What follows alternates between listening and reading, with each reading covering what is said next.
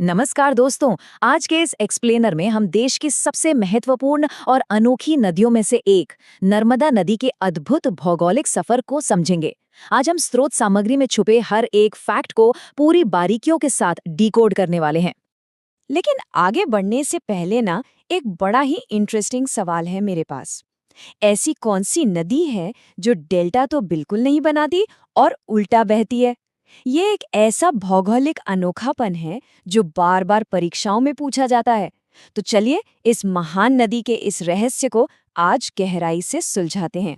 इस चर्चा को हम 4 हिस्सों में समझेंगे। पहला, उद्गम और परिचय।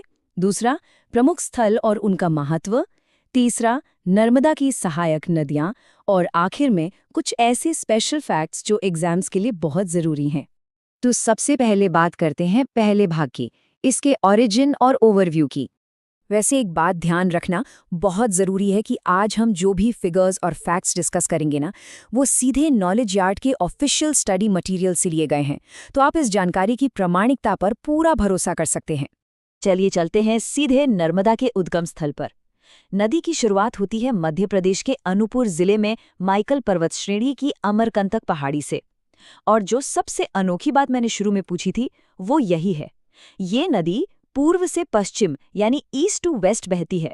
हमारी ज्यादातर बड़ी नदियां पश्चिम से पूर्व जाती हैं, इसलिए नर्मदा का रास्ता काफी हटके है। अगर इसके सफर की लंबाई की बात करें तो ये टोटल 1312 किलोमीटर लंबा सफर तय करती है। ये कोई छोटा डिस्टेंस नहीं है। और इसमें से एक बहुत बड़ा हिस्सा, करीब 1077 किलोमीटर, ये अकेले सिर्फ मध्य प्रदेश के अंदर ही बहती है। अब आप सोच रहे होंगे कि आखिर ये उल्टी दिशा में क्यों बहती है। इसका एक बड़ा सॉलिड भौगोलिक कारण है। दरअसल नर्मदा नदी उत्तर में विंध्याचल और दक्षिण में सतपुरा पर्वत श्रेणियों के बीच एक भ्रंश घाटी यानी रिफ्ट वैली में लिटरली फंसी हुई है। इन दो विशाल पहाड़ों के बीच दबने और घाटी के ढलान की वजह से इस नदी को मजबूरी में पूर्व से पश्चिम की तरफ ही बहना पड़ता है। अब आते हैं अपने दूसरे पड़ाव पर, प्रमुख स्थल और उनका महत्व। अमरकंटक से शुरू होकर नर्मदा जब आगे बढ़ती है तो सबसे पहले जबलपुर आता है। यहाँ का फेमस धुआंधार जलप्रपात और भेड़ा घाट की सफ़ेद संगमरमर की चट्टानें बिल्कुल देखने लायक हैं। इसके बाद सफ़र पहुँचता है नर्मदापुरम, जिसे हम पहले होशंगाबाद कहते थे।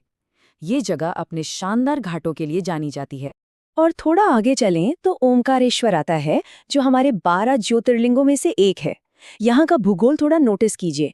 नदी एक ओम आकार का द्वीप बनाती है। फिर आता है महेश्वर, जो अपने ऐतिहासिक किले और विश्व प्रसिद्ध महेश्वरी साड़ियों के लिए काफी पॉपुलर है। और आखिर में ये सफर समुद्र से मिलने से पहले गुजरात के प्राचीन बंदरगाह और व्यापारिक केंद्र भरूच तक पहुंचता है। चलिए अब इस चर्चा के तीसरे हिस्से की तरफ बढ़ते हैं, नर्मदा की सहायक नदियां। एक संख्या याद रखिए, 41। स्रोत के मुताबिक नर्मदा नदी की टोटल 41 सहायक नदियां यानी ट्रिब्यूटरीज हैं। ये अलग अलग दिशाओं से आकर इसमें मिलती हैं और इसका जल स्तर बढ़ाती हैं। एग्जाम्स में ये नंबर डायरेक्ट पूछा जाता है, तो इसको डेफिनेटली ध्यान रखिएगा। अब इन 41 नदियों को हम दिशा के आधार पर थोड़ा समझते हैं। राइट बैंक यानी दाएं तट से आकर मिलने वाली प्रमुख नदियां हैं हिरण, तिंदोनी, बरना और ओरसांग। दूसरी तरफ लेफ्ट बैंक यानी बाएं तट से जुड़ती हैं बंजर, शेर, शक्कर, दूधी और तवा। इन सभी नामों में ना एक नाम आपको बिल्कुल मिस नहीं करना है, और वो है तवा नदी। क्यों? क्योंकि सोर्स मटेरियल डायरेक्टली हाईलाइट करता है कि ये नर्मदा की सबसे लंबी सहायक नदी है। सबसे लंबी ट्रिब्यूटरी का प्रश्न आने पर यही एकमात्र ठोस उत्तर है।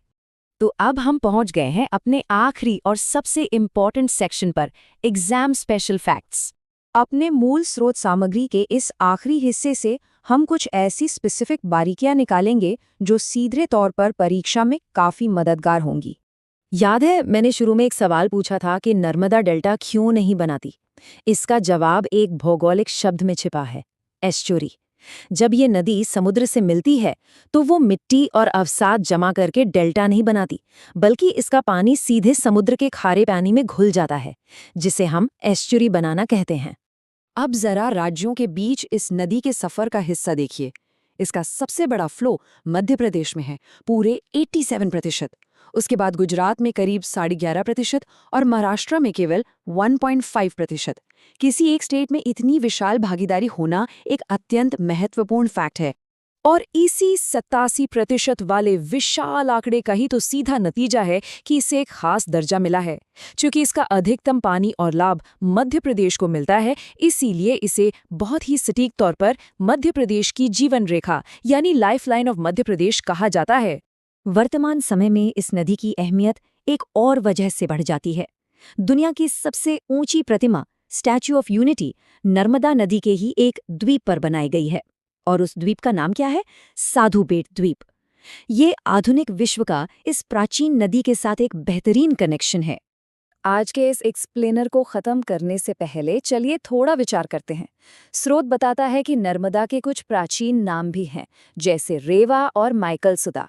माइकल पर्वत से निकलने की वजह से इसे माइकल सुता कहा गया है।